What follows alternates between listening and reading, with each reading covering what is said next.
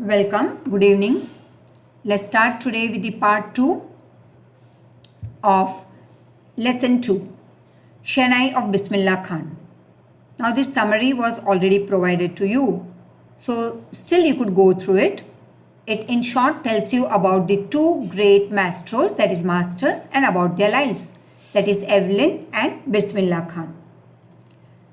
Now, Emperor Aurangzeb banned the playing of a musical instrument called pungi in his royal residence because it had a very shrill, unpleasant sound. So Emperor Aurangzeb stopped the playing of this pungi in his royal residence or in his kingdom because pungi had a very unpleasant sound. Nobody would love to listen to it. Pungi became the generic name for these reeded noisemakers.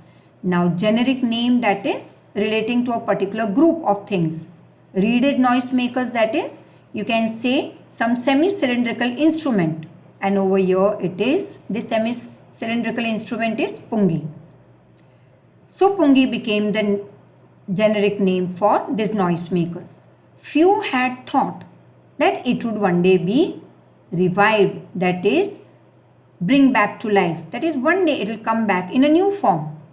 And a barber of a family of professional musicians who had access, that is entry, to this royal palace decided to improve the tonal quality of pungi, that is make it a bit pleasant.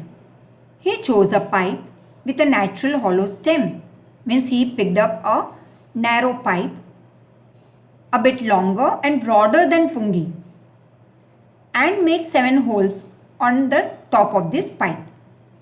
Now when he played on it, closing and opening some of the holes with his fingers, very soft and melodious sounds started coming out of it. People were impressed. He played the instrument before the king and everyone was highly impressed. Instruments so different from pungi had to be given a new name, and as the story moves ahead, since it was first played in Shah's chambers and was played by a nai, that is a barber, that is hajam, the instrument was given the name Shehnai. You could see the pics of it over here, pungi and Shehnai. Now the sound of Shehnai began to be considered very prosperous, that is auspicious. People started loving it, and for this reason, even today it is played in temples, and it is absolutely necessary part, that is indispensable component of any North Indian wedding. In the past, Shehnai was part of the Naubat or traditional ensemble. Traditional ensemble means you can say a group of instruments viewed as a whole rather than individually. So here Shehnai became a part of that group of instruments. Now how many instruments there were? 9, which were found at royal court, and Shehnai was one of it. Till today, it was used only in temples and weddings. But the credit to bring this instrument on the classical stage goes to Ustad Bismillah Khan. At the age of 5, Bismillah Khan used to play gilli danda near a pond in the ancient estate of Dumrao, that is place in Bihar. He would regularly go to the nearby Bihariji temple to sing the Bhojpuri Chaitya, that is classical form of Indian music, and at the end of which he would get a big prize by the local Maharaja, and this prize would be a big laddu weighing 1.25 kg. And this happened 80 years ago, and the little boy has travelled far to earn the highest civilian award in India, the Bharat Ratna. Travelled far to earn means this boy had worked hard, lots of determination, and these two together made it possible for him to earn Bharat Ratna. And born on 21st March 1916, Bismillah belongs to a well-known family of musicians from Bihar. His grandfather Rasul Bakhsh Khan was Shehnai Nawaz of the Bhojpur King's Court. That is, his grandfather used to play Shehnai at the King's Court. His father Paigambar Bakhsh and other paternal ancestors, that is father's side, were also great Shehnai Vadak, that is Shehnai players. This young boy took to music early in life. Let's see how. Father's side already was connected to music very deeply. Now, at the age of 3, when his mother took him to his mama's house, that is called maternal uncle's house. Maternal means mother's side. Now he went to his maternal uncle's house in Benares, now Varanasi. Bismillah was attracted, watching his uncles practice Shehnai. Soon Bismillah also started accompanying his uncle, that is going along with him, to Vishnu temple. Now what was the name of his uncle? That is Ali Bakhsh. And they used to go to Vishnu temple of Benares, where Bakhsh was employed to play the Shehnai. Ali Bakhsh would play the Shehnai and Bismillah would sit captivated, that is captured or attracted for hours together. Slowly he started getting lessons in playing this instrument called Shehnai, and he would sit practicing throughout the day. For years to come, the temple of Balaji and Mangala Maiya and the banks of Ganga became this young apprentice's favorite haunts, that is favorite place. You could say actually haunt means it became an obsession. And this was his favorite place, these 3 places. Apprentice means a person who is learning some skill from a skilled person. So for years, these 3 places became his favorite place where he could practice alone, that is in solitude. The flowing waters of Ganga river motivated him, that is inspired him to improvise, that is create and perform spontaneously and invent new rags that were earlier considered to be beyond the range of Shehnai. That is, earlier people would say that Shehnai se ye rag nahi aa sakte, but he made it possible. He invented such rags that became possible with Shehnai. Now, it so happened that at the age of 14, Bismillah accompanied his uncle to Allahabad Music Conference. And at the end of this recital, Ustad Faiz Khan patted the young boy's back. Patted means to touch gently with the flat of the hand, that is with the palm. And this Faiz Khan, that is Ustad Faiz Khan said, work hard and you shall make it. That is, you will become successful. With the opening of the All India Radio in Lucknow in 1938 came Bismillah's big break. That is, his first break that he got was through All India Radio in Lucknow. He soon became an often heard Shehnai player on radio. That is, people would love to listen to him.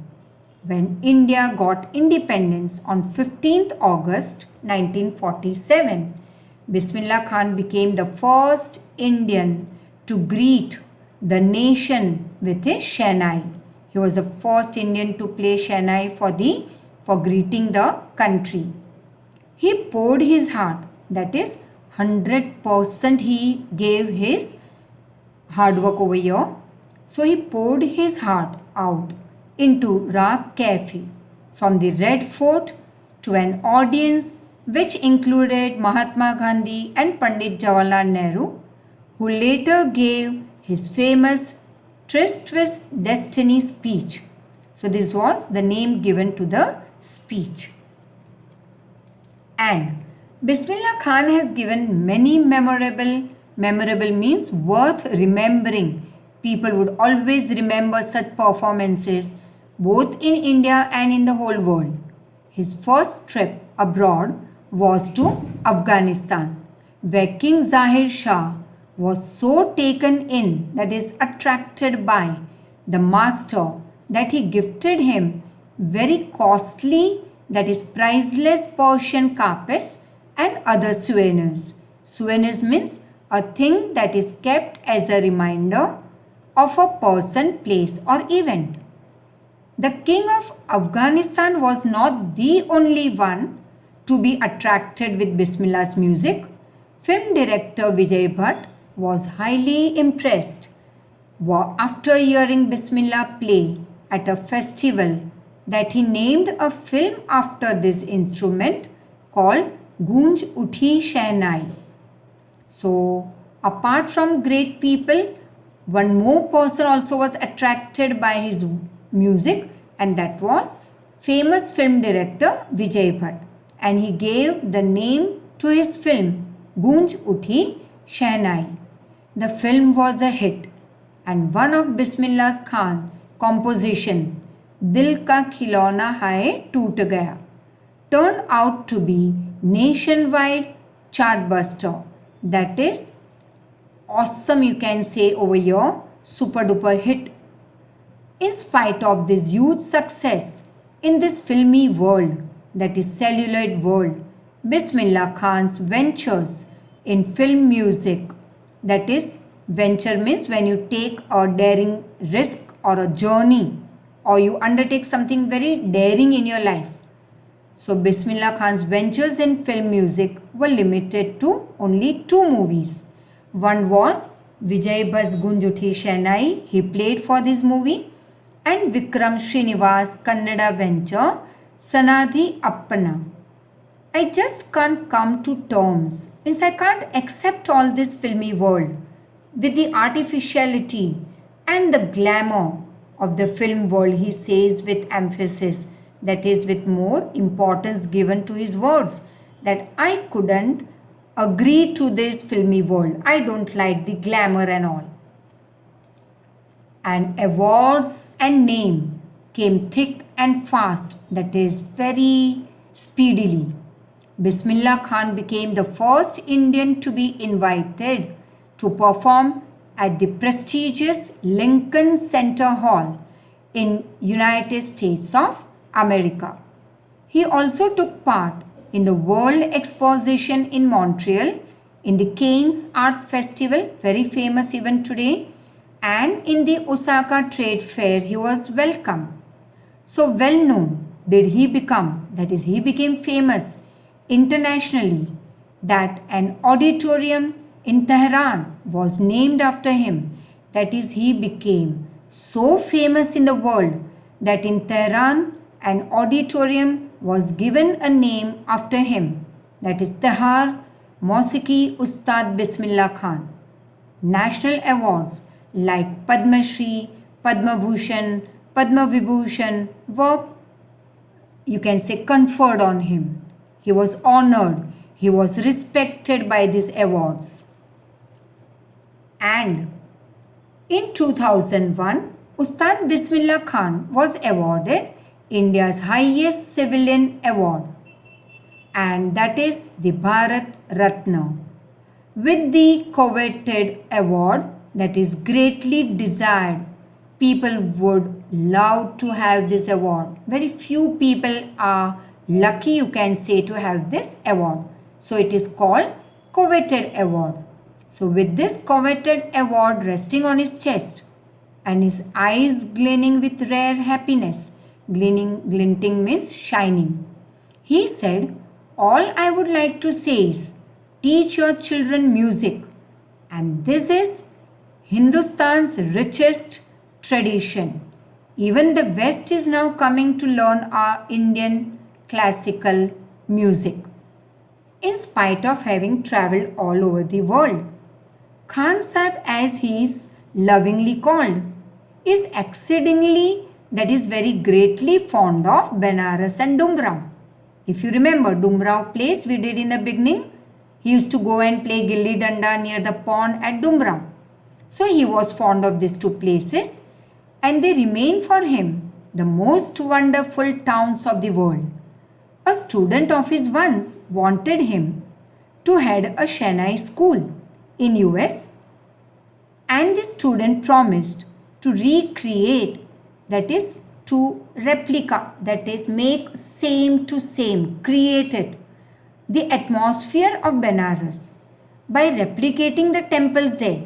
That is same Banaras temples he would try to build over in US. That is what the student told him. But Khan Sahib asked him if he would be able to transport river Ganga to US as well. Later he is remembered by the world to have said that is why whenever I am in a foreign country, I keep yearning, that is, I keep on awaiting for to see my Hindustan. While in Mumbai, I think of only Banaras and Holy Ganga, and while I am in Banaras, I miss the unique Matta of Dumrao. So he would love these two places, that is Banaras and Dumrao. And the last part, Ustad Bismillah Khan's life is a perfect example of the rich cultural heritage of India. One that is effortlessly, that is without any effort, accepts that a devout Muslim, devout means having deep religious feeling. So he effortlessly accepts that a devout Muslim like him can very naturally play the Shehnai every morning at the Kashi Vishwanath temple. Thank you so much. And your worksheet will follow soon by today night. So keep a watch on the WhatsApp. Thank you very much.